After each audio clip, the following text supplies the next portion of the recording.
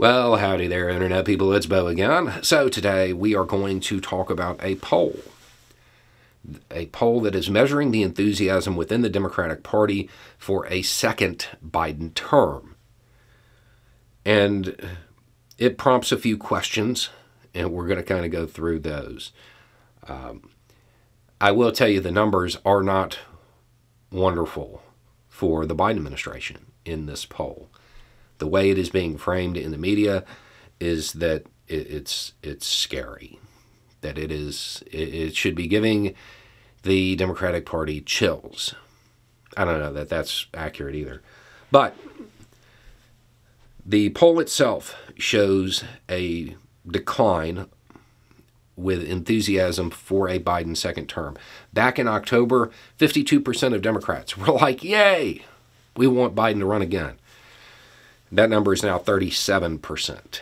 Now, these numbers, they swing wildly throughout the years. 37, I mean, that's a little outside the normal range of the swing. So they have to pay attention to it.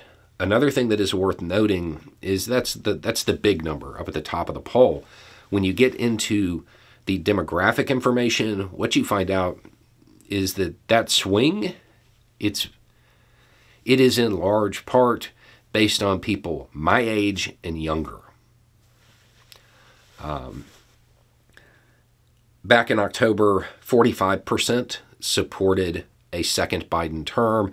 That is now down to 23%. That's big. Now, the questions that are prompted from this is this fair? Is this a realistic assessment of how the Biden administration has performed? And then the next question, should the Biden administration be concerned about it? Because those actually aren't the same question.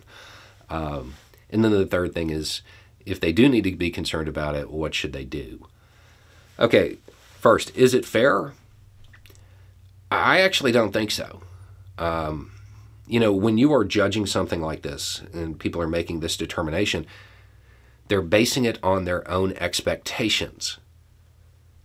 Did this candidate, with their time in office, did they exceed, meet, or fall below my expectations? That's what determines how people vote in these polls. That's what determines their response. So it's only fair if they had reasonable expectations to begin with, and most people didn't.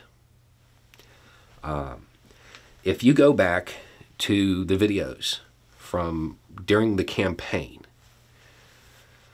I think it's safe to say that I did not have high expectations of a Biden administration, to the point where I continually reminded people, he's not a savior. He's not going to fix everything.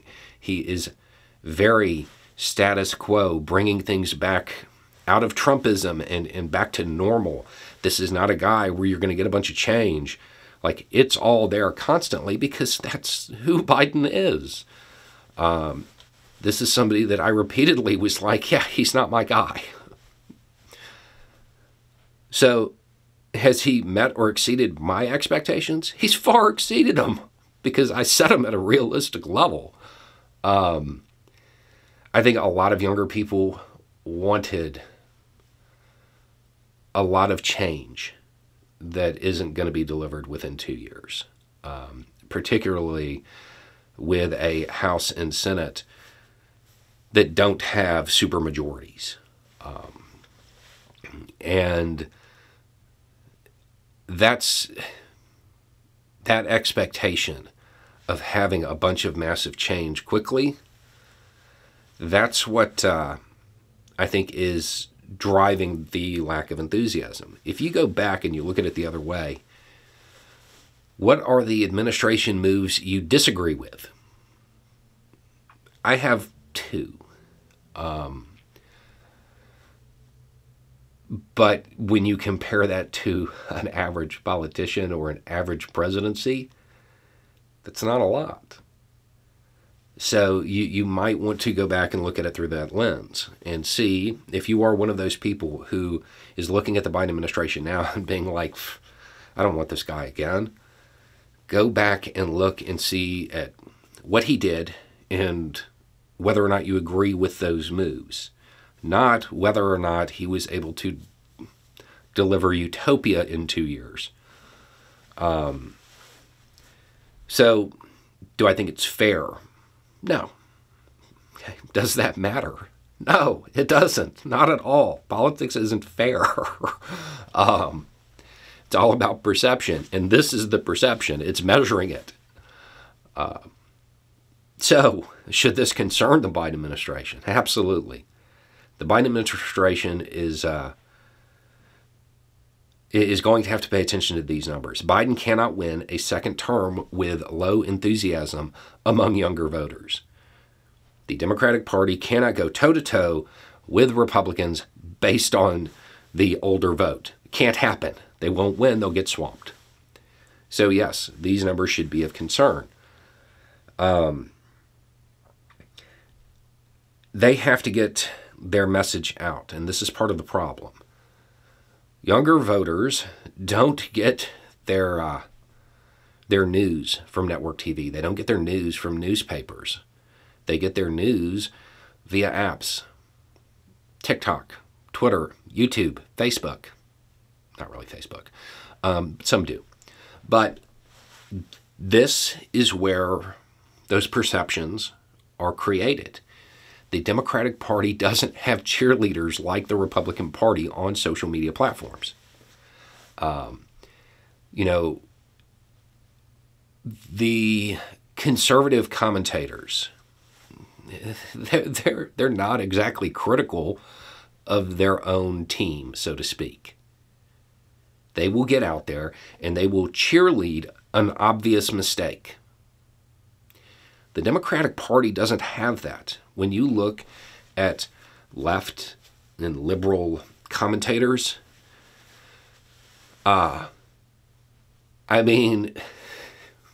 just in this video, you will have them say stuff like, yeah, your expectations of this were way too high. They're a little bit more critical. So that enthusiasm drops off. The Democratic Party as an organization needs to change that and change it quick. They've got to do something to mitigate that gap. But that reality doesn't negate the concern. These are concerning numbers. Not overall, because those numbers do swing. But the pretty substantial drop in the younger demographic, that's a concern. So what do they need to do? First, they need to do better at getting their wins out. Getting their wins out. Particularly those that impact younger people. They need somebody that is pushing that information out, because when you're on YouTube and you're looking at the more liberal or left side of things, and you're looking at the commentators, and this is true on all of the other apps where these people get their information, it doesn't pay to be a cheerleader.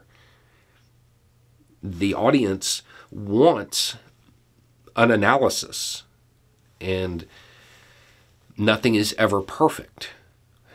And it also, on the liberal and left side, there's a reason there are so many negative commentators. It draws in more of an audience, and they get paid well. It doesn't pay to be a Democratic cheerleader. So this problem will persist, because that's where a lot of the information comes from. That's where that perception gets shaped. Even though it's not fair. At least I don't think it's fair. What can they do? They can mitigate that gap, and they can do a better job of explaining their wins. They can also focus on policy that directly impacts this age group. The thing is, that's that's not exactly a fair critique either, because they've tried or have done a lot of things that aim at this age group.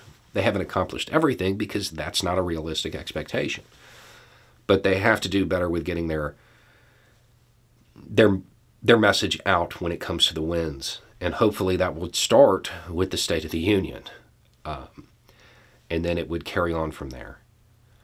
So, yeah, the numbers, not overall, but the numbers when particularly looking at the younger demographic, that's a concern. Do I think it's fair? Not really. Can they fix it? Yeah, they just have to engage in a lot more self-promotion. They need to get somebody out there that resonates with their audiences and says, hey, we did this, we did this, we did this, and really get that information out there. They need people who are as, I don't want to say it, but who are as disingenuous in their support as conservative commentators are. They desperately need that. There aren't a lot of people who are on that side of the political spectrum who are commentators on their own who want to do that. So they have to astroturf it. But I think it would matter if they actually had people out there every day, yay, yay, yay. We're supposed to, this is the 15th time the Republicans have screamed, we're going to go into recession, and look at these numbers over and over and over again, and just hammer it home. I mean, the reality, if you look at that one, if you look at that particular issue, the doom and gloom hasn't happened. Is that Biden's responsibility? Not really. We've talked about it on the channel. Presidents don't really control the economy. Some of what he has done has helped. And you could even be honest and just focus on that part rather than just cheerleading, go Biden, he saved the economy. You could focus on the little things he did that helped. They have a messaging issue. And if they don't fix it, yeah, the Democratic Party is probably going to look somewhere else. There may be a different candidate. Anyway, it's just a thought. Y'all have a good day.